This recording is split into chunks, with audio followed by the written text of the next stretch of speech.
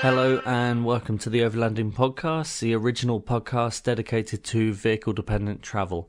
I'm your host, Andy Smith. Throughout the series, I'll be chatting with adventurous people who have chosen to travel the world by bicycle, motorcycle, car and truck. The aim of the podcast is to discover what motivates people to embark on life-changing journeys and to hear some incredible stories along the way. In this episode, I meet up once again with Ed Gill in London, and this time we're joined by Shara Dillon. Ed has been a previous guest on the podcast and no doubt will feature again sometime soon, so be sure to check out his previous episode we recorded with him and John Bidmore. You'll find that is available on our iTunes page. Shara is an incredibly inspirational person who, amongst her amazing achievements, travelled solo in her Toyota Landcruiser from the UK to South Africa.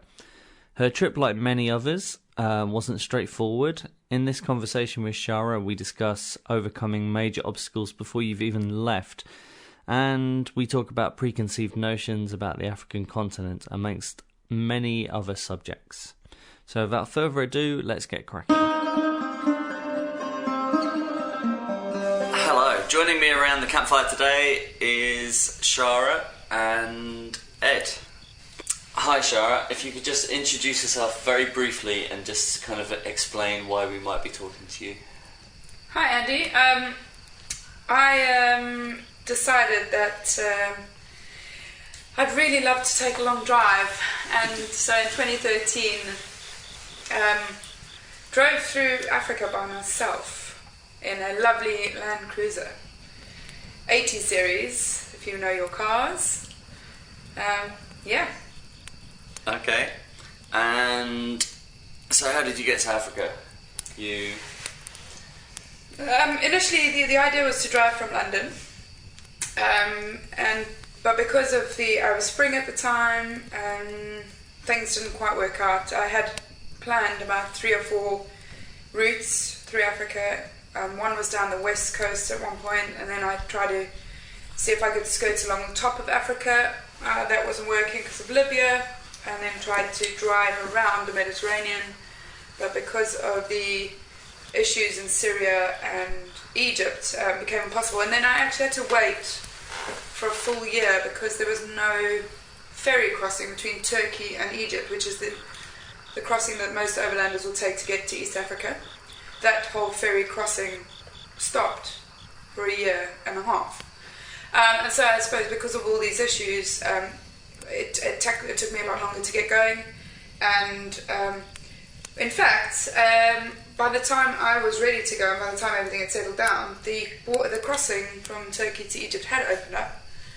And because I was going solo, I'd found another couple, a South African couple who were driving down a similar route to me, and I thought it might be sensible if we just journey or get across the Mediterranean together, and then if I stay with them through Egypt and Sudan, we could possibly sort of peel off when we got to Ethiopia.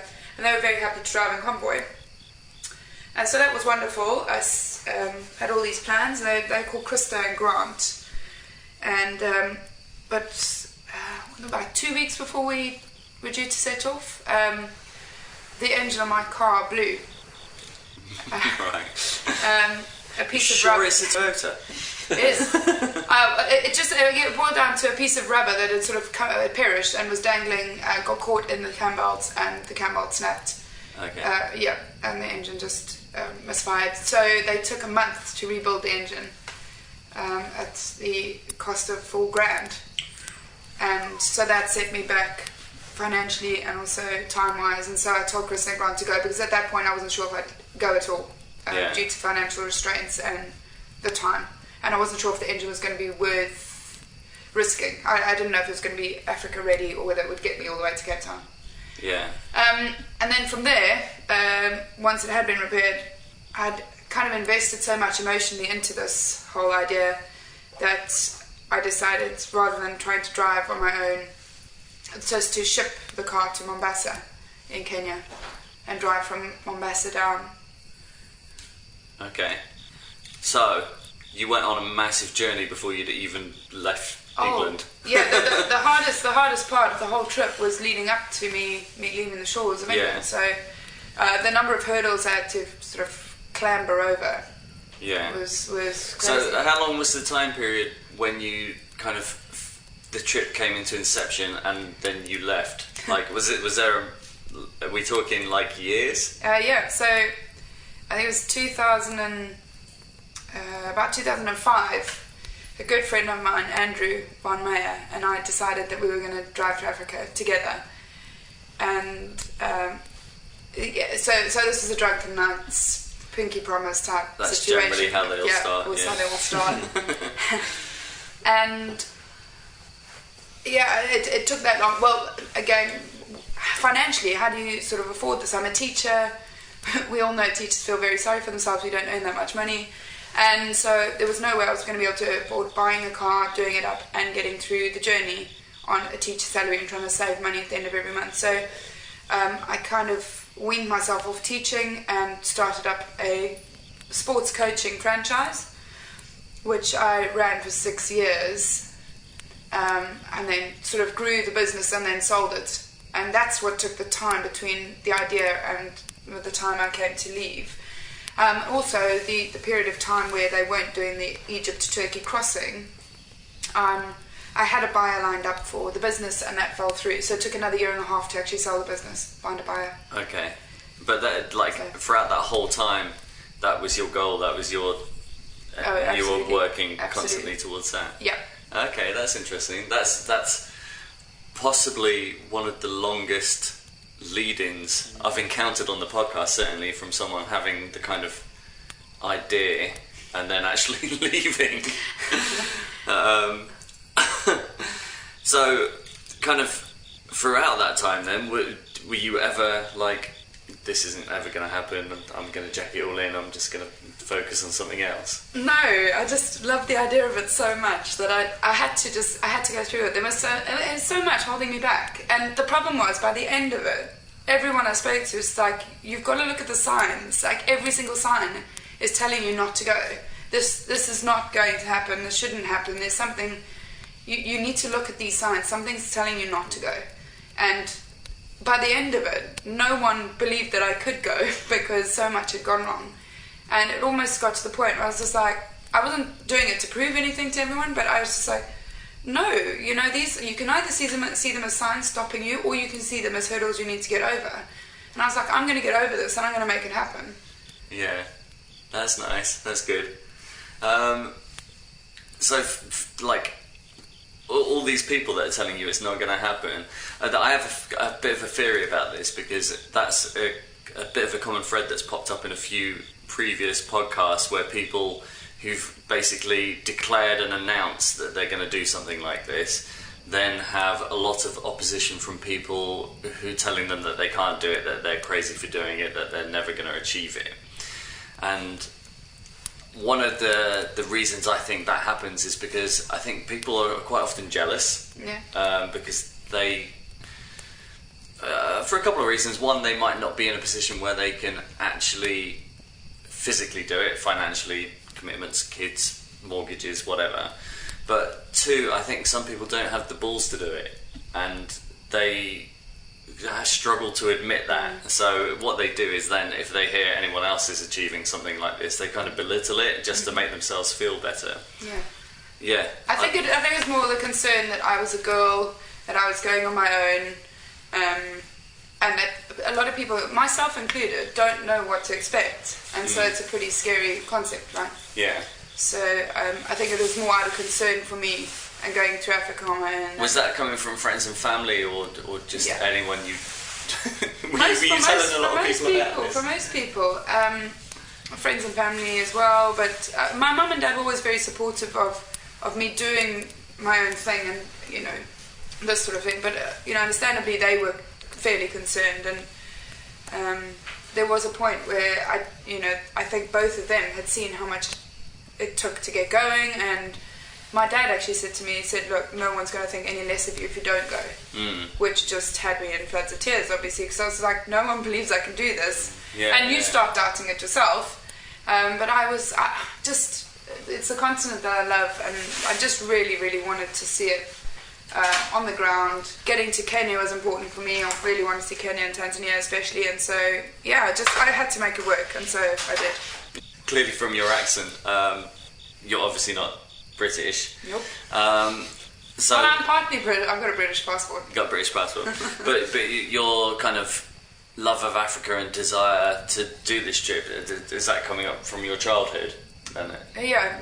I was born in Zimbabwe, and we lived in a sort of rural towns all my life. We moved to South Africa when I was fairly young, but I've always had this very rural upbringing. I mean, we've got photos of me being bathed in a milking pail and that sort of thing in the middle of the bush. And so, we've always, been around the African wilderness, the bush. I've always been very remote. Also, I went to boarding school as a result of us living remotely, and I suppose that sort of gave me the independence that I need to do these sorts of things on my own, I suppose. And but I just have a really deep love for Africa and the wilderness.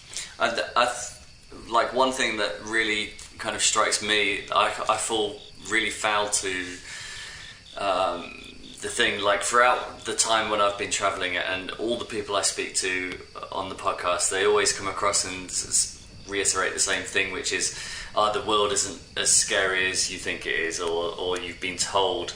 And I'm a kind of practitioner of that. I tell everyone I meet, I've seen quite a bit of the world, and it's not as scary as all we're told. But the one thing I found interesting about Africa is it still does strike a little bit of fear into me about travelling through it, which is, and I think it's purely because it's such a massive unknown to me. And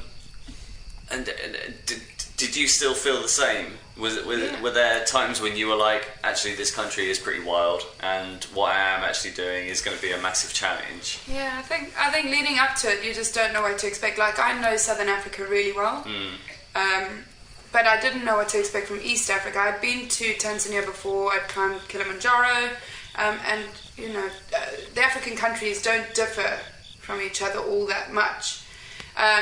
But just in terms of what to expect infrastructure-wise in Kenya and Tanzania, I had no idea. And people can tell you that you can buy spare parts and that you can get, tyres and food, and you don't need to take everything with you. You can get stuff there. And I just didn't know how much of that sort of stuff we could get hold of. And so, I mean, the unknown was still there. Even having grown up in South Africa, I still wasn't sure what East Africa held for me.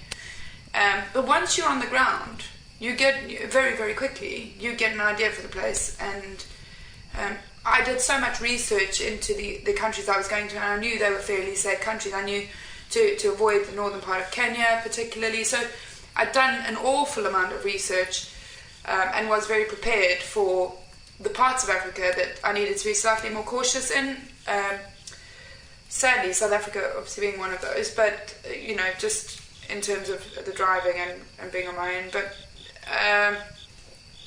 once you're on the ground, you get a feel for the place very quickly, and then that sort of, all those sort of misconceptions vanish, really. Yeah, I think it's the same with any country that you've never visited to. There are certainly a level of unknowns which kind of fill you with trepidation before you arrive, and then when you get there, you realise that actually it's just not hearsay, but a lot of it is kind of misinformation that you've acquired along the way. How about you, Ed? Have you had like originally when we were planning our trip, we discussed going to Africa first, and I just ruled it out. It just filled me with fear and dread, and I wanted to go somewhere slightly more familiar first, maybe. Do you feel the same way about Africa? I grew up with two parents who actually met in Uganda in the 70s. My dad was a agriculture teacher there. My mum was a history teacher. They were doing some kind of VSO scheme out there. And they were only there, I think, for 2 or 3 years, but it left such a permanent imprint on their psyche. I grew up surrounded by stories of them, ringing the gauntlet of Idi Amin's henchmen and dealing with those situations. So I kind of grew up with a really strong awareness of Africa. And I think, to be honest, my parents were wary about me going there, because I think their experience had been quite difficult in the 70s when they were there. That said, if I spoke to my mum, as I did last weekend, about it, she would be quite open in saying that she hitchhiked across certain parts of the continent in various places, with her and a friend, at that time as well. I definitely want to go there one day. I love the idea of riding from London to Cape Town. I think it probably brings some challenges which are different in some ways to riding from London to Sydney, like I did this year. I'm not quite sure what those challenges would be in terms of how different they are. I think there is a fairly well-trodden route between London and Sydney, which means that whilst the distances between, say, mechanics for larger motorbikes are vast, nonetheless there's a trickle of people going through, a fairly, that kind of direction each year. I'm not sure if it's the same for Africa, because I think there's great scope to move around. But I think it's definitely a place to go. Actually, definitely a place to go one day. Yeah, and your route then, Shara, how much? Because I've heard a lot of stories recently from people who've travelled through Africa on numerous occasions, and pretty much everyone I've spoken to has said the Chinese are investing, well, like everywhere else in the world, the Chinese are investing a lot of money in infrastructure and building new roads. Like, how did you find the conditions? Differs from country to country. The Chinese are definitely well entrenched in certain countries. Yeah. And Uganda, I was quite amazed by Uganda. They've actually got, the Chinese are so entrenched. You've got Chinese signs, Chinese road signs in Uganda. And look, the roads in different parts are, some of them are new, some of them are still dirt. Large, expansive Africa is still, the network is still dirt roads. And I had the pleasure of driving on a lot of those roads. I tried to choose a slightly less trodden path. Some countries like Malawi, it's unavoidable. There is only maybe one road down. But yeah, I tried to stick to. I try to get off-road as much, not off-road. I try to stay on the dirt roads as much as possible, because that just, for me, was important, just to get into the heart of the country or to get somewhere else. But when you're headed for somewhere specific, sometimes the roads are tarmacked, and you still, it could be anything from horrendous potholes to brand new tar laid by the Chinese 2 months ago. Yeah. So it really depends on where you are. Mm. Yeah. And how much wild camping were you doing throughout that time? Because how long are you on the road? It's like 9-10 months, right? I was for 9-10 months. I sat still for about 3 months in Kenya. But so travelling wise, I was probably on the road for about 6 months. Wild camping wise, didn't do that much before I hit Botswana and Namibia, purely because of the tribal lands. You can go into tribal lands and try and find the chief, but often the tribal lands are quite large, and to try and find the village with the chief for that particular part of the land is going to take you longer than you have time for. And I planned it so that I was either staying at a camp of sorts, or with friends of people I'd met along the way. The network is quite good in East Africa, and people will just refer you on to the next sort of camp down the road or someone to stay with. And so that's sort of how I travelled. And then in Botswana in particular, I chose to do quite a lot of wild camping, just because of the space is just incredible. The same with Namibia. And that was fantastic. There was no one there. I don't know, I didn't see another Westerner for 2 or 3 days in Botswana, just camping out, and that was amazing. No water, no fuel. I had to have 3 or 4 days worth of water and fuel on board, which was great, really cool. Yeah. How prepped is the vehicle? Do you have a specific water tank, or are you just carrying water containers? I was carrying 2 20-litre jerrys of water, plus maybe another 5 litre that I picked up. And then fuel-wise the same, we had an 80-litre tank, and again 2 20-litre jerry cans of fuel, which I needed in Botswana. Yeah. And you have a roof tent? Yes, I had a rooftop tent, which was great. But in hindsight, it was wonderful for the journey, but unpacking the rooftop tent and then packing it away in the morning every single day is quite a chore. Yeah. And I don't think I'd recommend that people use a rooftop tent if they are journeying, and they're stopping each night. If you are going somewhere and you want to stop for 2 or 3 days near the side of a river and you don't plan on going anywhere, by all means. Your rooftop deck is fantastic in Africa, especially for animals. And I had a few encounters with animals where they were below me and I couldn't get out of the rooftop deck because I had animals down below me. So that was great, being up high, and just sort of gives you that extra bit of security. But having said that, I think if I ever did another overlanding trip through Africa, I'd probably take a sturdy canvas ground tent. Yeah. I think the debate about what kind of tent you have is, or whether you sleep in the vehicle, is something that a lot of people have to take into consideration. And for us, predominantly our trip was like on a seriously low budget, so we were sleeping in the roof tent pretty much every night. But we have a hard shell tent which literally pops up on hydraulics. It takes like 2 seconds to open and 30 seconds to pack away. And we travelled a few times with other people in other vehicles who had the big traditional canvas fold-out roof tent, and they were like 15, 20 minutes, half an hour setup time sometime. And I was just like, having seen that, I was like, yeah, we made the right choice in choosing that other tent. I think it's a great idea in principle, and if you can have one of those, if you are based in Africa and you can have a trailer, to have one of those on the back of a trailer is absolutely brilliant, because you park the trailer, you open it up, and then you can still use your vehicle to do a game drive or to go somewhere for sundowners or something like that. But the moment you open up that tent, you can't go anywhere. Yeah. You're stuck. So, yeah.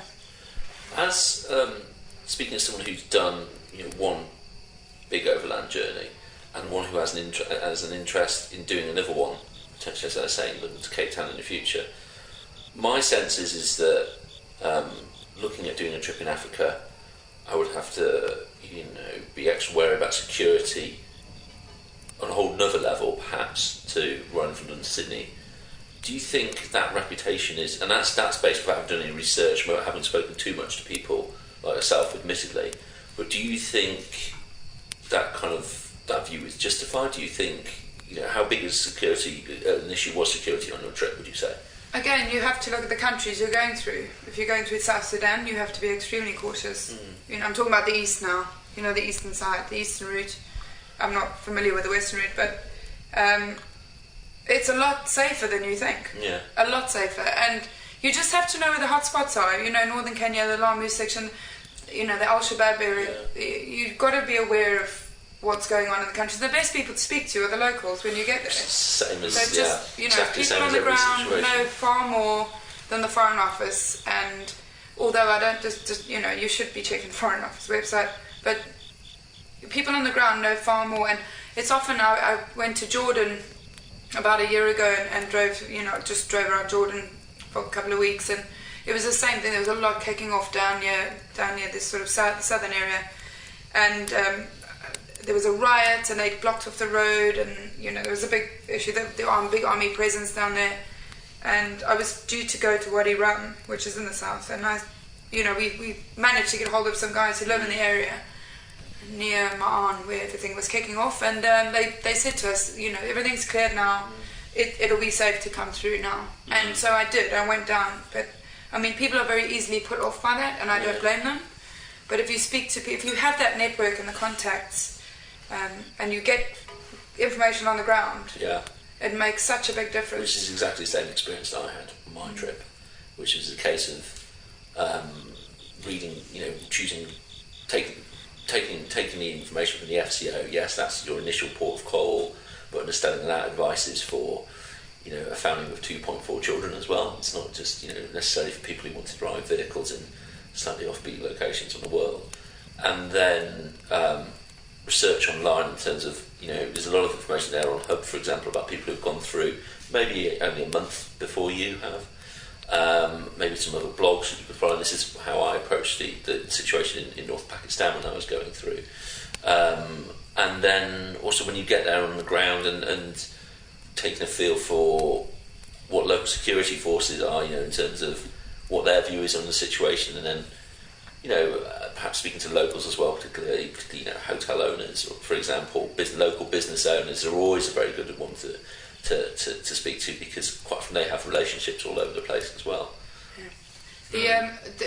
Coming back to doing research prior to leaving, the blogs were my most useful sort of way of finding out what was going on. Exactly that. I'm following a number of people who'd gone ahead before me, I had Krista and Grant, the couple that I was due to go with. They were slightly ahead of me. They were about a month or 2 months ahead of me. And just from that, you hear some scary reports. The guys went through 6 months before I did, and in northern Kenya they were shot at on the way down between Moyale and Marsabit. So you get those reports as well, which is slightly unnerving. But you get so much information from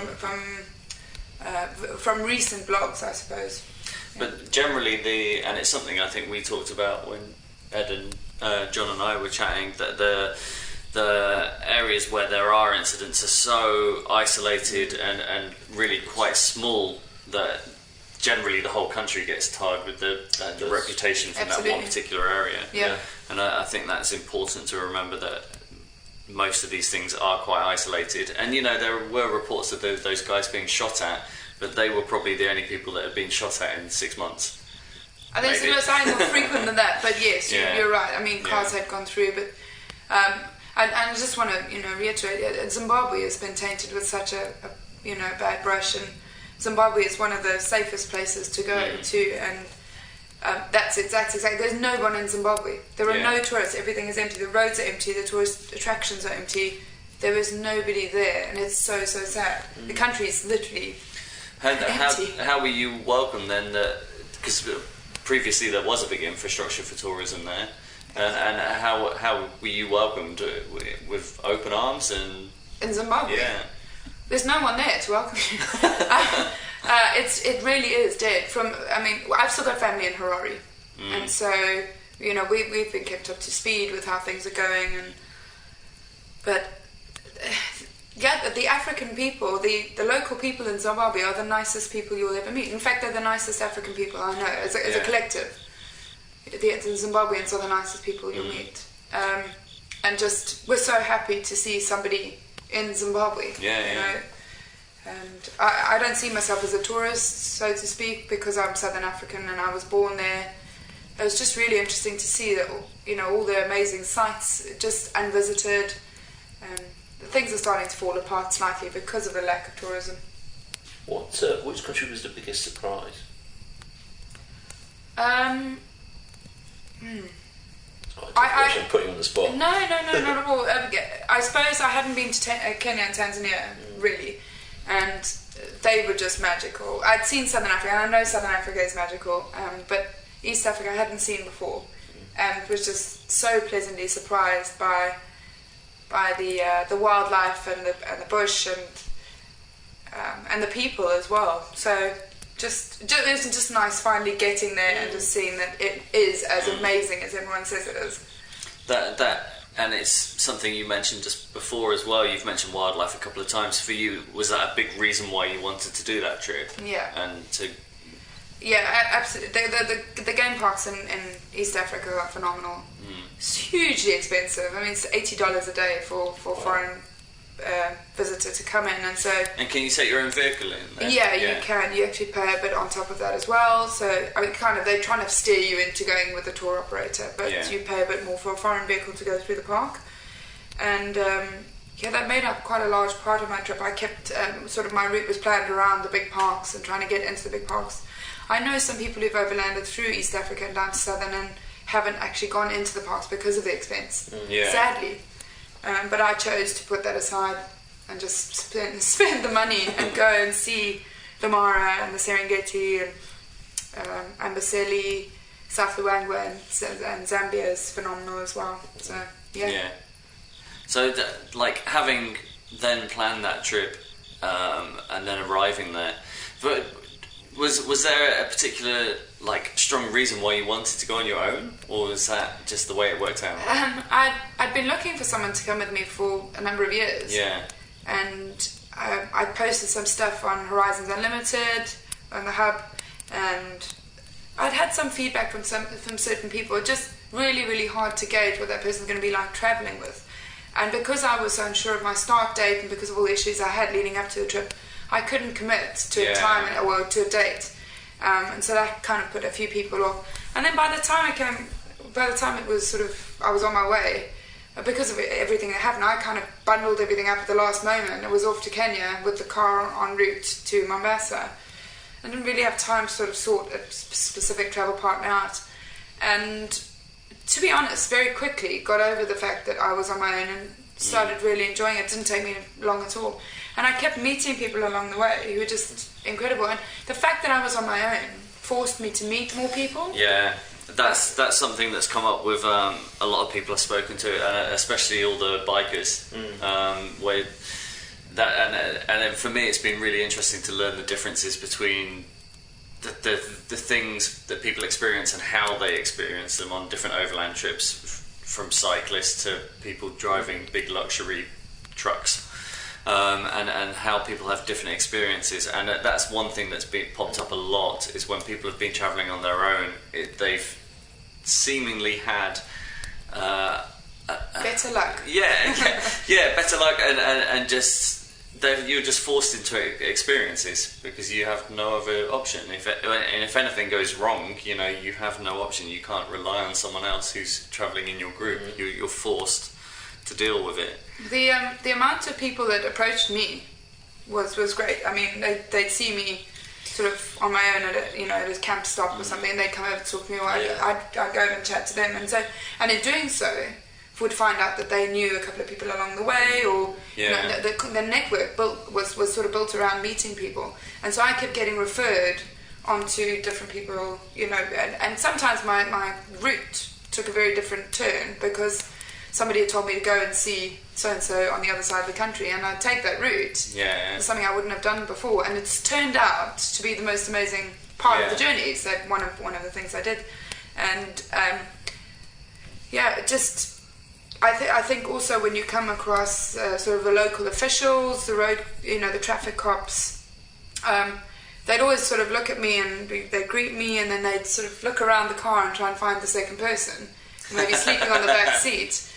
And I often laugh because they'd sort of hold onto my window and talk to me, and sort of peer over look across me to the passenger seat, see no one there, and then look into the seats behind mine, and just see like a row of bras hanging up on the washing line on the back seat, and nobody in the vehicle, and they were always very, very kind and sort of would wish me well and let me go. I always had some story about my husband waiting in the next town or something like that, just because of safety. But yeah, the most amazing stuff happened to me, and I believe that was because I was on my own. That's certainly something that's popped up a lot within the podcast. And just to touch on, to kind of go back to the subject we were talking about before, and those kind of preconceptions about what Africa is and what you experience. Most of the kind of stories of bribery with the authorities and stuff, a lot of those stories that I've heard from overlanders do originate in Africa. Did you experience any problems with that kind of stuff? They're going to chance their luck. They're sitting under a thorn tree in the sweltering sun all day, every day, and they see your big car, and you've invested thousands of pounds in this car. You've got money compared to what they've got. Even though you think you don't have money on the road, you do. And so I just think they see it as an easy opportunity to extract some form of something from you. And sometimes there's a cold bottle of water will go a long way, and it's just being able to have a chat. Sort of bring in a bit of humour into what you're saying, joke with them, talk in their language, just all that sort of thing sort of breaks down the barriers, and before you know it, they're having a laugh with you and they're wishing you well on your way. I think that's really important, and that is like that should be number one in the Overlanders Handbook. Is the way you get through things is just to smile and be happy and cheerful. As soon as you start to try and confront people in authority, then that's when you start encountering massive problems. So throughout the duration of your trip, then, were you documenting it? Because you have like a nice website with lots of nice photographs on. I do. I tried to do most of my writing while I was on the road, and so it's called London to Cape with a number 2, london2cape.com, and it is quite picture heavy. Yeah, but that's nice. It looks nice. Because I think, like you said just before, and I went through the same experience, and I'm sure Ed did as well. When you're in the planning stages of your trip, you spend a lot of time looking at other people's websites and reading their blogs. And for a couple of reasons. One, to get information, and two, for inspiration as well, and just to look through people's photographs. And the ones that really stuck with me were the ones that, well, I guess it's because of my background, but the ones that were nicely designed or weren't just pages and pages and pages of text like diary entries. So I think, like, I find it interesting talking to people about how they document the trip and the reasons why they document their trip. And one subject I wanted to cover with you guys is every time I come up to London and I meet people or interview people for the podcast, generally a lot of people in London are really quite well connected, whether that's through the Royal Geographic Society or through, say, Yes More or Yesterville and whatever else. Everyone seems to know each other. But it's not necessarily just an overlanding community. It's people who are seemingly doing more challenge-based travel, whether it be, like just before we were chatting, before we started recording, there was the guy who's unicycling around the world. And to me, I find that quite fascinating. But at the same time, I struggle to see how that fits into overlanding, because to me that's just ridiculous. That's more that's less about travel and more about personal challenge, because just ride a normal bicycle. I don't know. I think it's when I met Ed Pratt in Bishkek and Kyrgyzstan, I don't think I ever actually asked him that question, but about why he chose to do it on a unicycle. And it's certainly a very creative and entertaining way of doing things, and I don't think for 1 second he is getting anything less in terms of the cultural experience by being on a motorcycle as opposed to a bicycle or anything else. And having followed his blog since then, which I think is fantastic, and I think what he's doing is absolutely incredible, because he's only 18 years old as well. You've got to remember that. I think he's getting a real immersive experience of what he's doing, and a lot of that comes from around, as it is with vehicles, the mechanics of unicycles. So I've seen that he has lots of problems with spokes broken, braking, and that sort of stuff. I would say certainly there is a strong community, or pretty strong community, and it seems to be quite a growing and a vibrant community of adventure-minded people in London. And I think it is the Yes Tribe, which John Beardmore is an ambassador for. Yesterville, which Shara, you spoke at in October, and also the RGS Explorer event as well. And I think a lot of that comes from. I think that's it's a very good support network that's there. Yeah. And I think it certainly seems to be going from strength to strength. Yeah. Well, the reason I wanted to discuss it was because the things I've found have made the podcast kind of what it is when people talk about their kind of trip intentions, and lots of people have very varied reasons for doing the trips that they want to do. And quite frequently there are opposite ends of the spectrum. Some people like the challenge of being able to get from A to B in a particular way, and I think a lot of it has to do. The reason I wanted to talk about the community was a lot of the people seemingly in the community here are trying to find ways to monetize doing the things they love to do. So and that's certainly something. That's the dream for us, and I think that's the goal for a lot of people who travel, is to essentially try and make money from travelling so that you can sustain travelling and keep on doing it. And it's incredibly difficult to do, I think. And a lot of the people I've spoken to have written books, which I think nowadays is the kind of traditional way to do it. And I think and even then I don't think it's a successful way of doing it, because I don't think there's that much money to be made in doing it. And so for me, I find it fascinating to try and get to the reasons why people want to share their trips and how they share them in particular. And the scene that I've kind of noticed in London, which is really, really cool, is that there is a proper community who are to some degree, it's a kind of DIY ethos, which is I always kind of relate it back to punk music, because I like punk music, and that whole attitude of, well, if the thing doesn't exist already, we're going to make it, and we're going to do it on our own terms and make it happen. And that's generally like those kind of attitudes and willingness and perseverance. Like, for example, you talked that there was a massive period between you having the dream of your inception of your trip and then actually doing it. And I think those kind of traits of being so persistent are quite important traits in doing what we do. You know, you have to be pretty resilient and persistent to actually achieve these kind of things. And what I particularly like about it is the support network that it offers. And it's something that I want to chat with John about more, just to see what kind of support he had from Ted Simon in actually making his film a reality, because that's ultimately what that organisation is for, to get people's stories out there. And obviously, in setting up the podcast, I'm interested in hearing people's stories, and I like sharing other people's stories as a way to kind of inspire other people to maybe take that kind of jump into the deep end of the pool and actually kind of try and swim and do interesting trips. But the community up here I find really interesting. I mean, I don't know what your view is, Shara, but my view is that it's supporting in several different ways.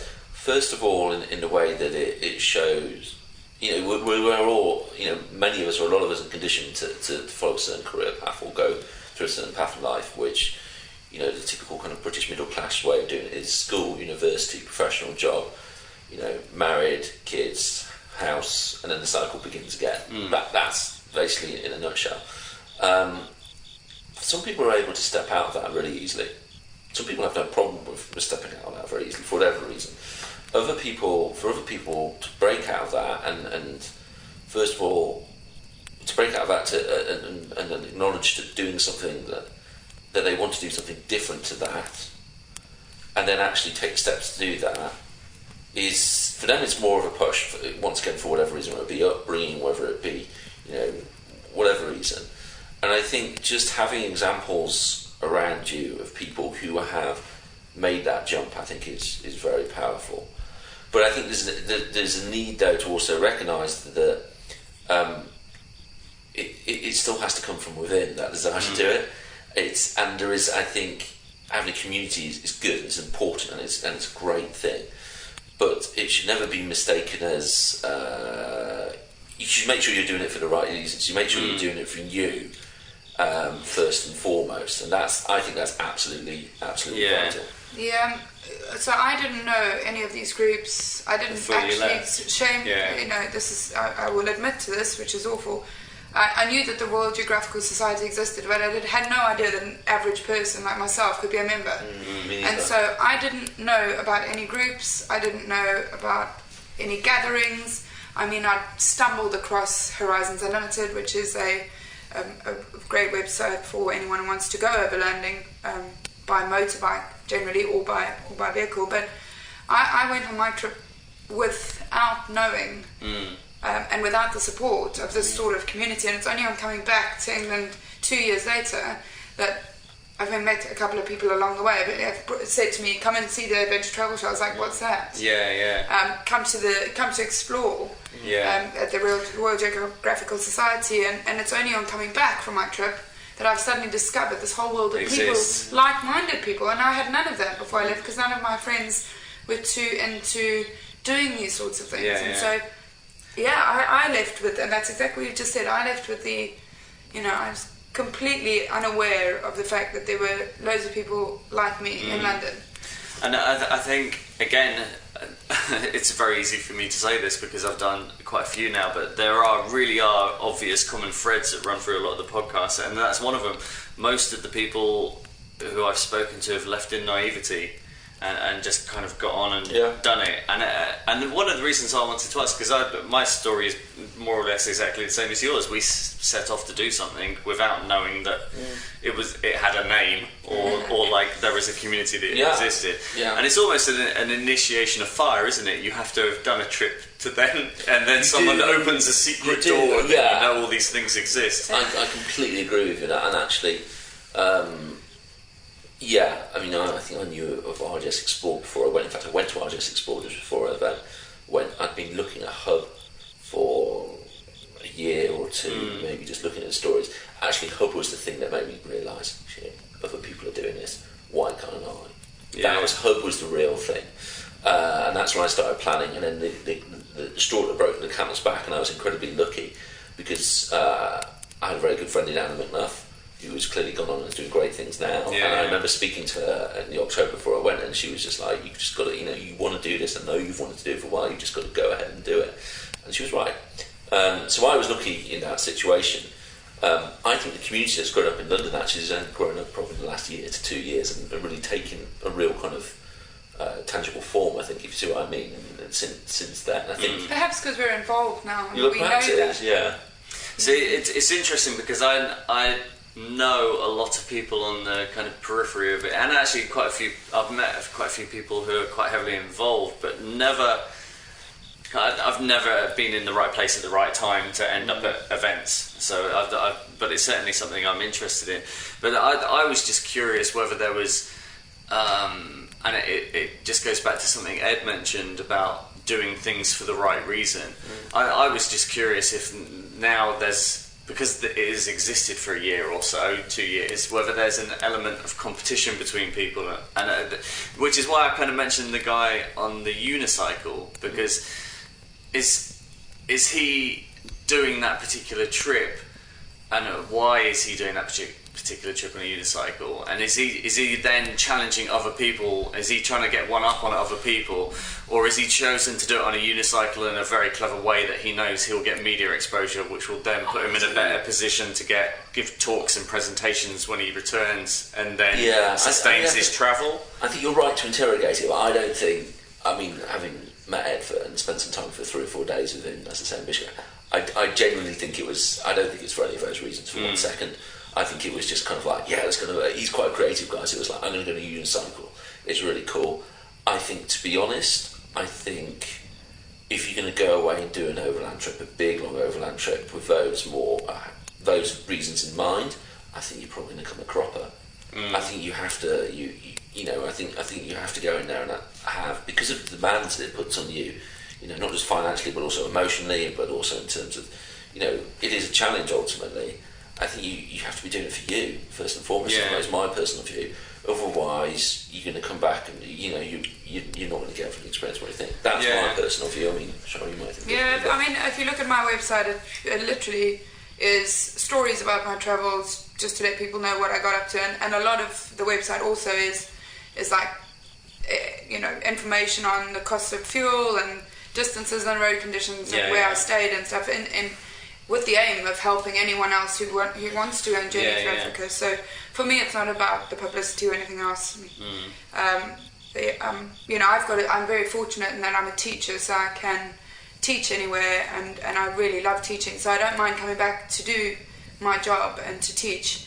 And so for me, it's not as important to sort of try and make money out of it and get all this exposure. It's interesting. I certainly don't want to imply anything, but I think it's an interesting subject to interrogate, like you said, because there are certainly. It's one thing that gets raised quite a lot. Is that's the dream for a lot of people, is to be able to sustain their travel through travel, basically. You speak to the guys who are trying to do it at the moment, and it's a tough life. Well, none of them are, riding easy, and it's a constant worry and a stress for them. Yeah. And they can't. Ranoff Fines is a perfect example. Says that he has to write a book every year to 2 years to make ends meet. So it's huge pressure. And he's at the top of the game. Yeah, exactly. Yeah. So, but I do find it just interesting, and just how people document their trip as well. Like I spoke to one guy, a cyclist, and he's a kind of abnormally, I guess, within all this. He had no social media, no anything. He was just cycling because he enjoyed cycling, and it was quite refreshing to speak to him. And he was really outside at the opposite end of the spectrum. And the thing I enjoyed doing, the reason why I enjoyed doing the podcast is because there's so much variety within what we do, that everyone has got an interesting story, and they're all completely different. And there's no right or wrong way of doing anything, and people just have different ways of doing it. But I think it's important to show that, because if people are planning on taking a trip, for example, and it's some 16-year-old kid who's just got a bicycle, but he's looking at someone else who's got all this flashy website. Maybe he's thinking, oh, that's the way I have to do it. And I think it's important to show the kind of spectrum. I think it's massively important to share. And I'm not going to lie, I felt on my journey, I felt a pressure almost to do social media, or certainly do some Facebook posts and Instagram posts. And it wasn't an overt pressure. It was kind of like, okay, I want to get the most out of my trip. And you naturally look and see how other people are getting the most out of their trip. Well, I'm going to try that kind of thing. If I did it, if and when I do another big trip again, I'm not sure what I would do about the social media side of things. I think I would be more inclined to do less, and I didn't do a huge amount on my trip because it's something which I felt that, particularly given my background, which is corporate PR, I felt that I kind of fell, if I focused too much into the social media, I almost fell into this separate world which was different from the trip that I was experiencing there and then, and that had a risk of encroaching on what I was experiencing on the trip. And so I think you're absolutely right to say you don't have to do the social media stuff.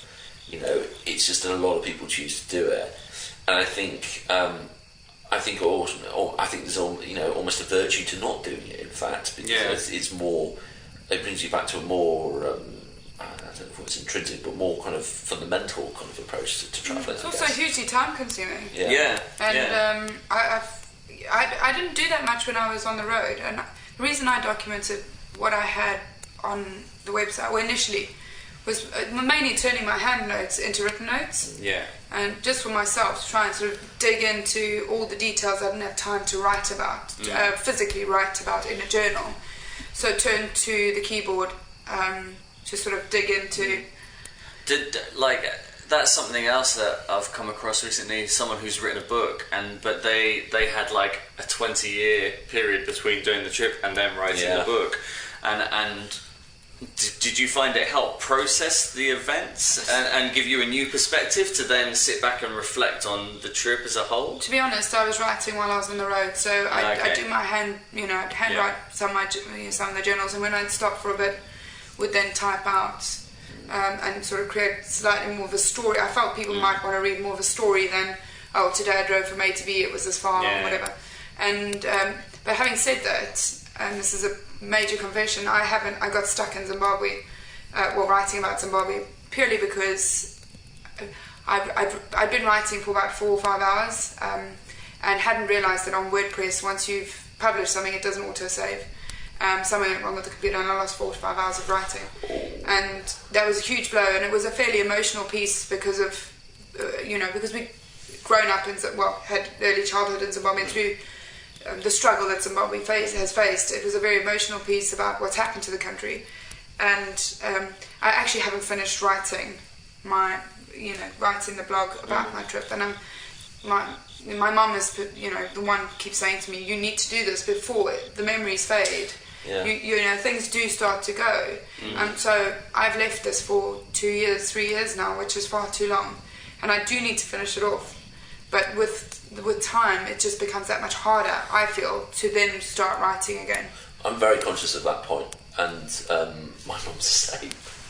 Mothers are all the same. She's like, oh, I wish you'd write a book, or I wish you'd do some writing about the trip. I don't feel like I want to write a book at this point, to be honest, and I'm not sure if I ever will. What I do want to do, and what I am doing, is rewriting my own personal notes in as much detail as possible right now. So I'm almost like writing a book for myself. Whether I publish that or not, I don't know, or whatever in the future. And to be honest, I've got no inclination to make a decision on that in the near future.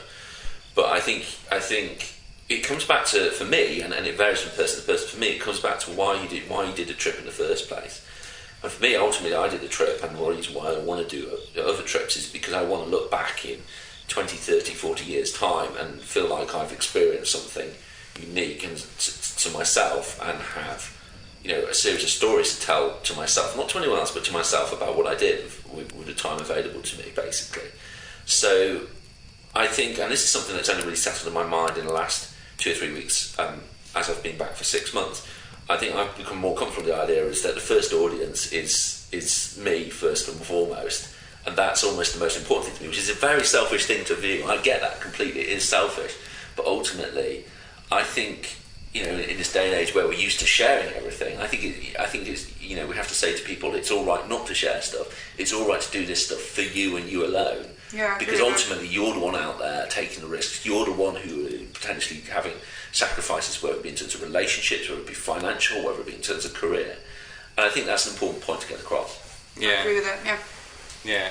And that it is, I don't know, I just want to delve into it because it's, like, for me, documenting our trip was something I really wanted to do, and I wanted to document it for me, so I would have a record.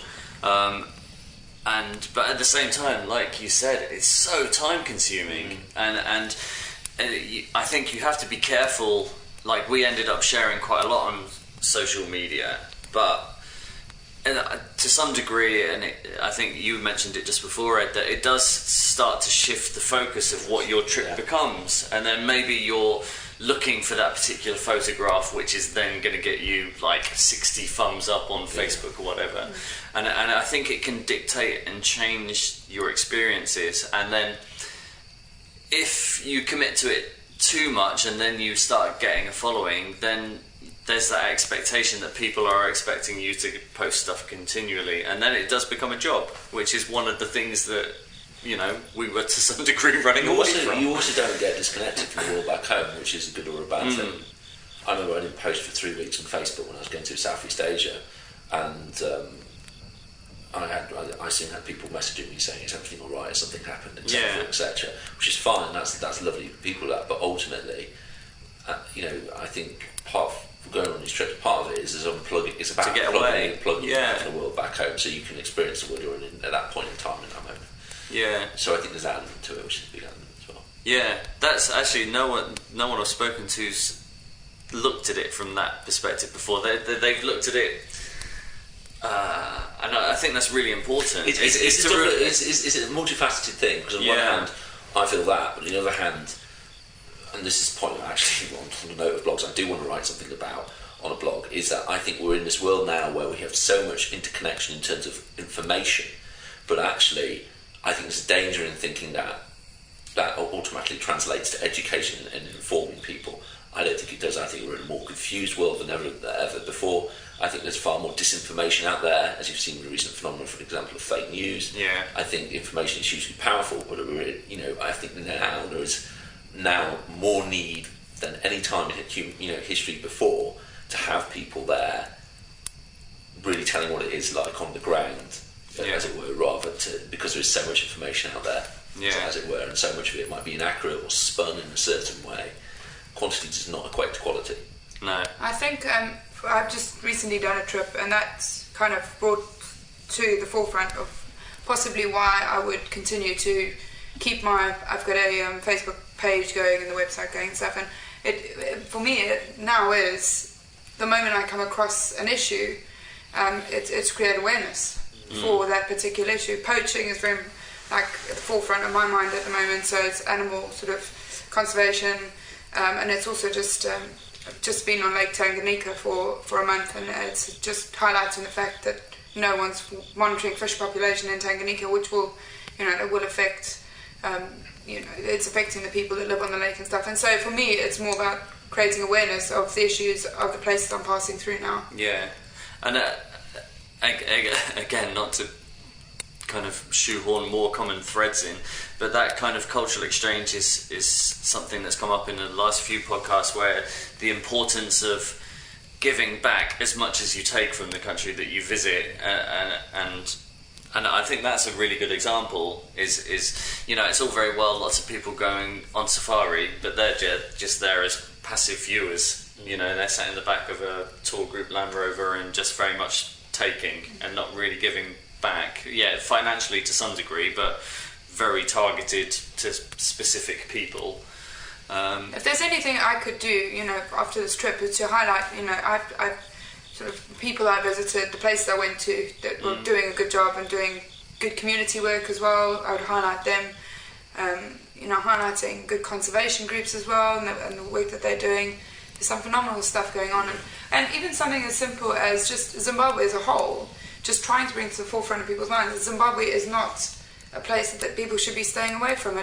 And just trying to put Zimbabwe on display and just showing people what there is on offer, and just letting people know that it's not a scary place. It's a safer place than they believe it to be, and that they should go. So for me, it was just trying to promote causes and awareness, or just support causes that I felt were worthy.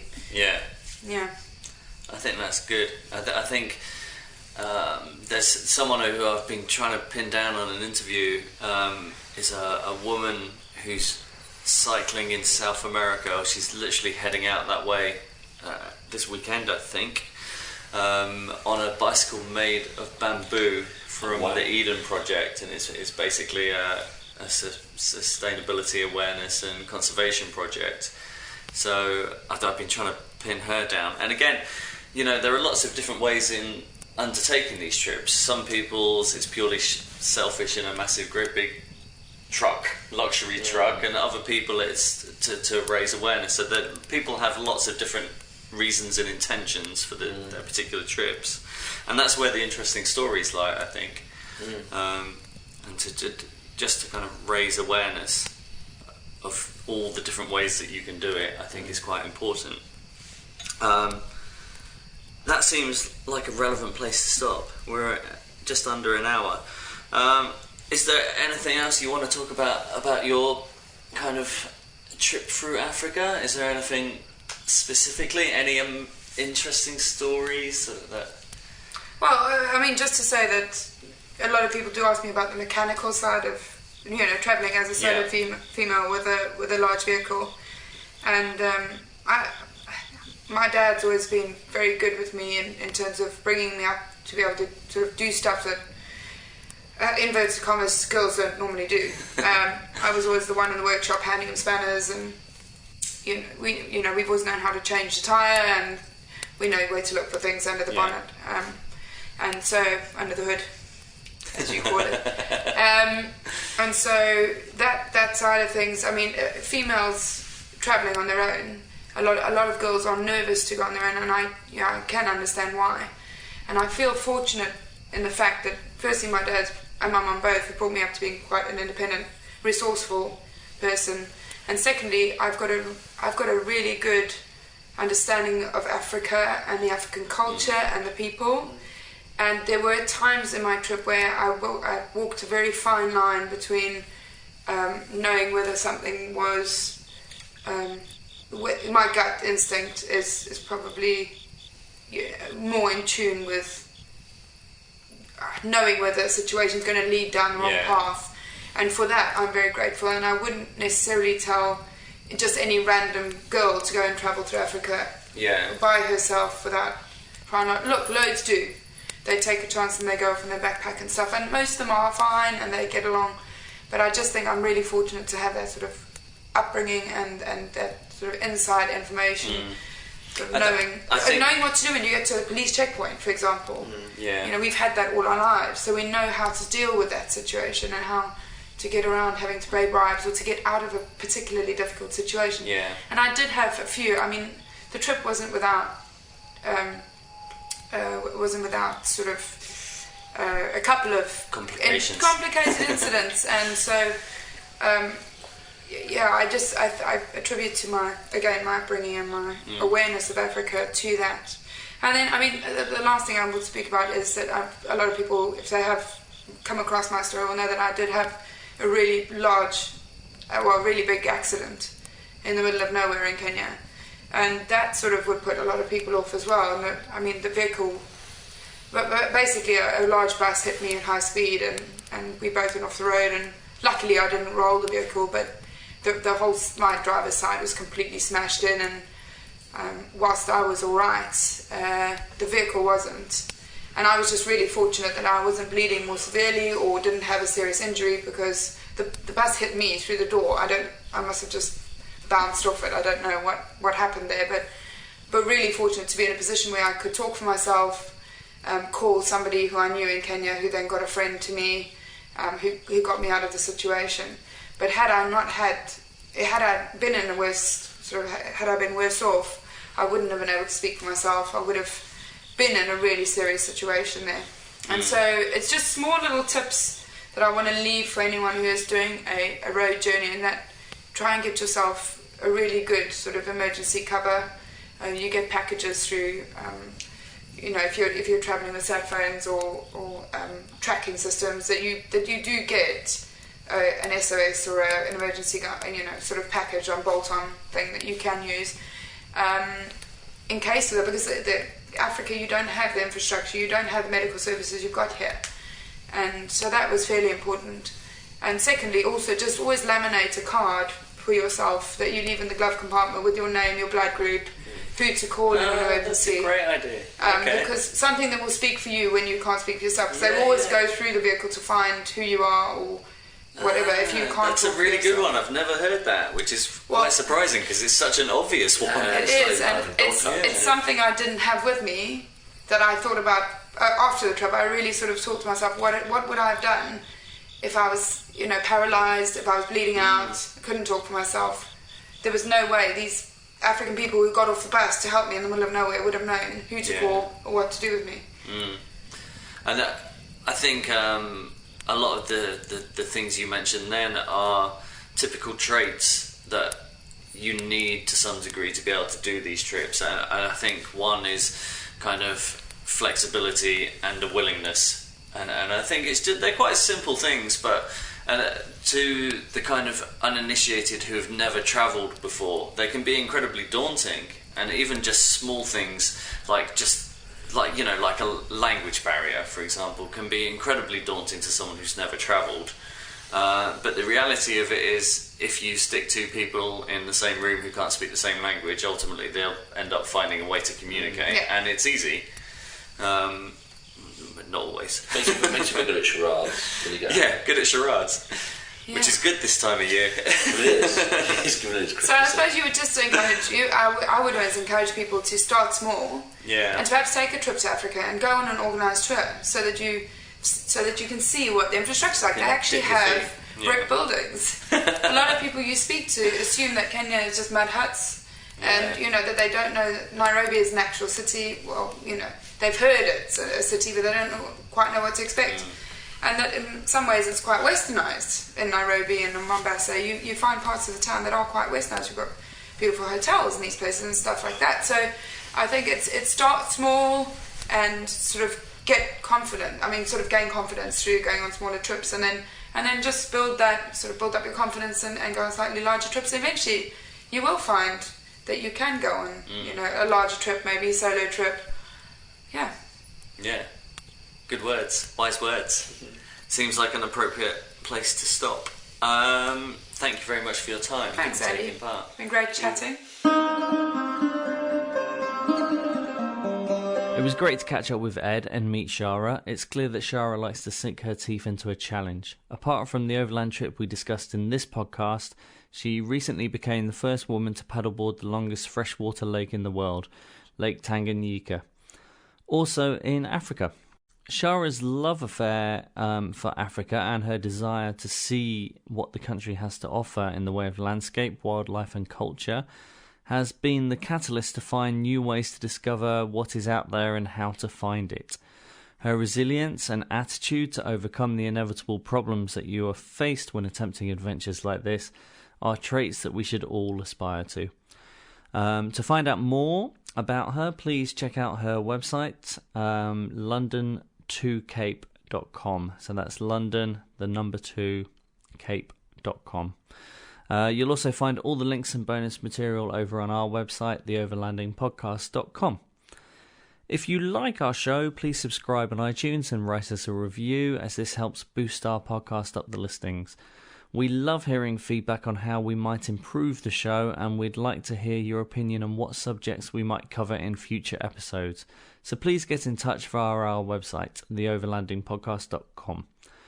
On there, you'll also find all the links you need to get in contact with us via social media. We are also tribe leaders on the new autofocus social media platform Drive Tribe. Sign up, search Overlanding Podcast and join our tribe. If you are an overlander yourself and have an interesting story, we'd love to hear from you. Email us at aroundtheworldin800days@mail.com. Please like, share, bump and give us a thumbs up along the way. As usual, many thanks for joining us around the campfire, and that's it for this week. Tune in next week. Goodbye.